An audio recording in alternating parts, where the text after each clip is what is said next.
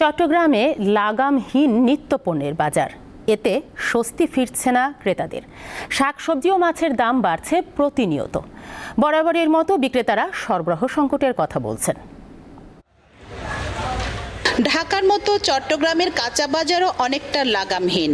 আলুর কেজির জন্য গুনতে হচ্ছে ৬০ থেকে ৬৫ টাকা, পেঁয়াজ বিক্রি হচ্ছে ৮৫ থেকে ৯০ টাকা।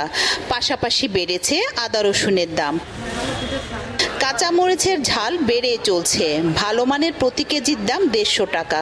প্রায় সব ধরনের শাকসবজি কেজিতে ১০ থেকে ১৫ টাকা বেড়েছে। আলু কেজি ৬০ টাকা বেছে।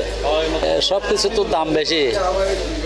আগে ২ কেজি লইলে এখন ১ কেজি লই, এই ধরনের করে লই আর কি। সবজির দামও বেশি, মাছের দাম তো আগুনের মতো দাম এখন। সরবরাহ কমের অজুহাতে সামুদ্রিক ও মিঠা পানির মাছ কেজি প্রতি ১৫০ থেকে ২০০ টাকা বেড়ে গেছে। একবার বেড়ে গেলে সেটা তো আর কখনোই কমে না, বরং বাড়তেই থাকে। এবার পেঁয়াজ রসুন থেকে শুরু করে কোন আইটেমটা বাড়েনি সেটা বলে।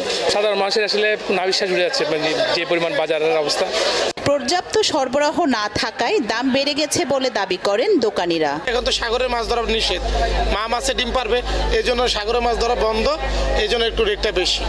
মাছ কম পাওয়া যাচ্ছে, মাছ নাই, আগের মতো মাছই নেই, পুরো দোকানই খালি।